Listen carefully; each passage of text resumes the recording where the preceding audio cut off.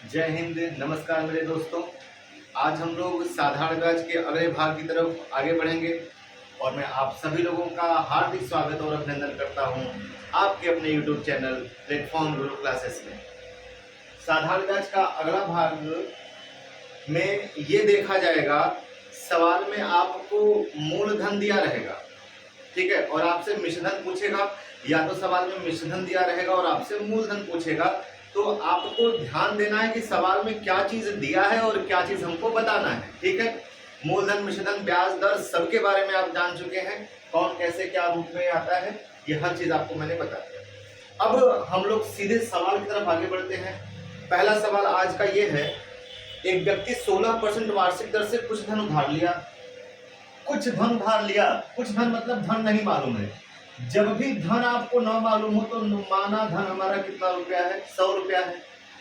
और एक व्यक्ति इस धन को उधार लिया कितने की दर से, 16% की दर से।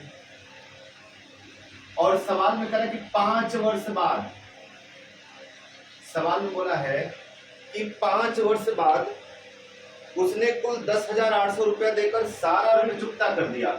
उसने कुल 10,800 रुपया दिया। ये 10,800 रुपया दिया, कितने सालों में दिया, 5 सालों में दिया।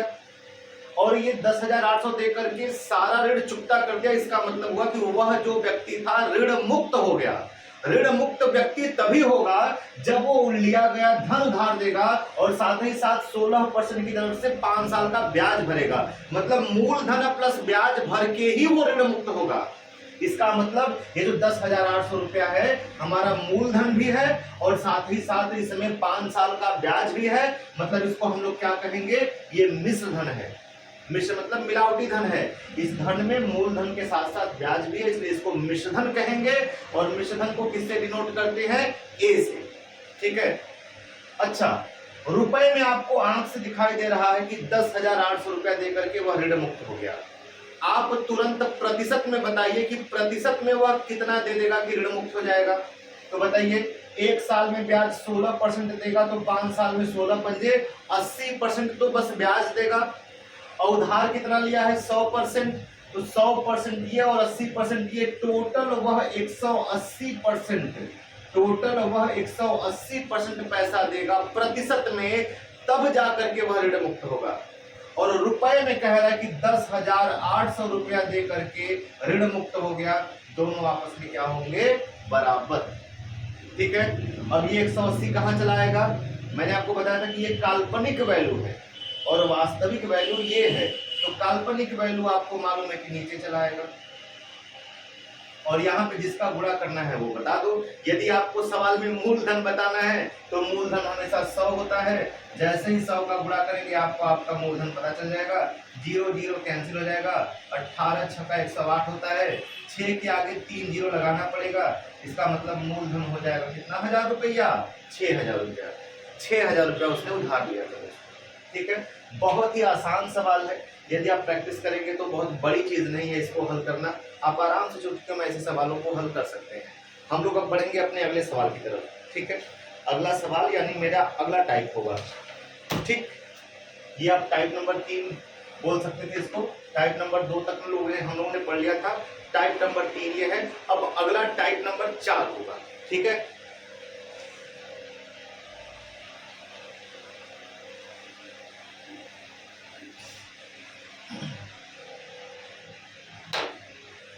टाइप नंबर 4 दोस्तों, बड़े टाइप नंबर 4, ये जो अगला टाइप है बहुत ही मजेदार सवाल है। इसमें ऐसा होता है कि व्यक्ति कुछ धन उधार लेता है और लेने के बाद वह चंपत हो जाता है। चंपत का मतलब समझ आता है ना, गायब हो जाता है। और कुछ सालों बाद वह जो है पकड़ा जाता है। जिस व्यक्ति का वो पैसा लेकर के गायब हुआ था, जब उसको पकड़ेगा तो क्या वो उसको छोड़ेगा, नहीं छोड़ेगा ना। तो वह क्या करता है कि उसको कहता है कि तुम अभी के अभी मेरा पूरा हिसाब क्लियर करो। तो उसके पास कुछ पैसे रहते हैं, वह पैसा कुछ उठा के दे देगा। साथ ही साथ कुछ पैसे और बच जाते हैं जो उसके पास नहीं रहता, तो उसी के बदले में वह अपना कोई सामान उसको दे देता है और वह जान बचाता है अपना। यानी कि पैसा और कुछ वस्तु दे करके वह ऋण मुक्त होता है और आपको उस वस्तु का दाम बताना होता है, कीमत बतानी होती है। जैसे कि सवाल आपको मैं बोल रहा हूं, सुन लीजिएगा। एक आदमी 5% की दर से 9,000 रुपया उधार लिया। एक आदमी जो है कितना रुपया उधार लिया? 9,000 रुपया। 9,000 रुपया उधार लिया और ब्याज की दर 5%। कितना दर है? 5%। 5% की दर से 9,000 रुपया उधार लिया। कह रहे 3 साल बाद उसने 5,000 रुपए नगद। कितने साल बाद भाई? सवाल में बोला कि 3 साल बाद उसने 5,000 रुपए नगद दिए, ठीक है, और शेष रकम के बदले अपनी मोबाइल दे दी। शेष रकम के बदले अपनी क्या दे दी? मोबाइल दे दी, ठीक है। तो बताइए उस मोबाइल की कीमत क्या थी? सवाल समझ में आ गया? ठीक है, 5,000 रुपया नगद दिया और शेष रकम के बदले अपनी मोबाइल दे दी। आपको इस मोबाइल की कीमत बतानी है, ठीक है।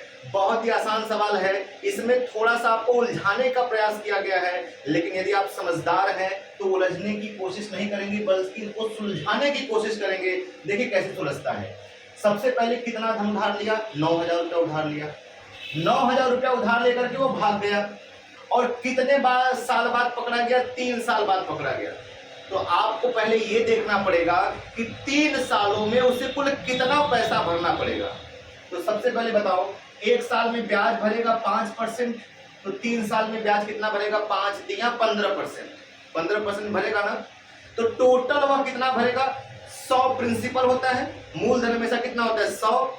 तो 100 मूलधन भरेगा और 15% ब्याज भरेगा। टोटल वह 115% भरेगा। किसका 115% भरेगा? मूलधन का। मूलधन कितना है? 9,000, ठीक है। तो 9,000 का 115% वह टोटल अमाउंट भरेगा। कितने वर्षों में? 3 वर्षों में। तो 9,000 का 115% कितना होता है? 2 जीरो से 2 जीरो कट गया। अब इसका जब गुणा करेंगे 0 9 5 45 9 इकैया 9 4 13 9 इकैया 9 1 10 10,350 रुपया उसको भरना पड़ेगा। 9,000 रुपए का 3 वर्षों बाद उसको कुल मिला के 10,350 रुपया भरना पड़ेगा।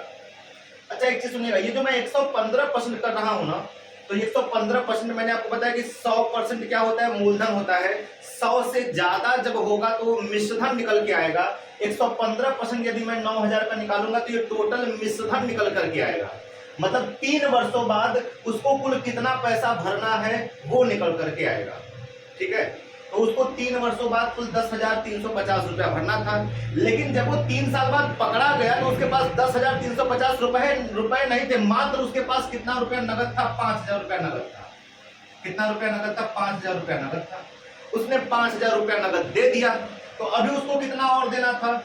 0 5 3 10 में से 5 गया 5। अभी उसको 5350 रुपया और देना था। लेकिन वो बोला कि भैया अब मेरे पास पैसे देने के लिए आपको नहीं है। तो जिसने पैसा दिया था कहा ठीक है, जब पैसा देने लायक तुम नहीं हो तो एक काम करो, इस पैसे के बदले में मैं तुम्हारी मोबाइल लेके जा रहा हूं।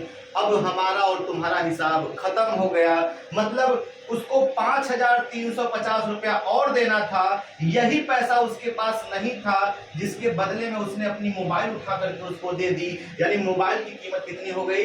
5,350 रुपया, ठीक है।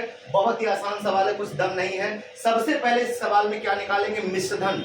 तो उसको टोटल कितना पैसा भरना था, उसमें से कितना पैसा नगद दिया है उसको घटा करके जो पैसा बचेगा वह उस वस्तु की कीमत आ जाएगी जो वस्तु उससे छीनी जाएगी। इसलिए दोस्तों कभी भी ब्याज पर पैसा वगैरह मत लीजिए। बहुत जरूरत हो, बहुत मजबूरी हो तभी पैसा आप ब्याज पर उठाइए, वरना कभी पकड़े जाएंगे और आपका सब सामान भी आपसे क्या लिया जाएगा? छीन लिया जाएगा, ठीक है। आज के लिए बस इतना ही। अगले दिन फिर हम लोग मिलेंगे अगले टाइप के साथ, बहुत ही जबरदस्त टाइप होगा। जय हिंद, जय भारत।